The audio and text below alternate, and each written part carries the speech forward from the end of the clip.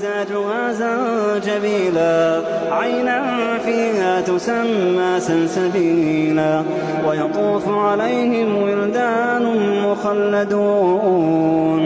إذا رأيتهم حسبتهم لؤلؤا منثورا وإذا رأيت ثم رأيت نعيما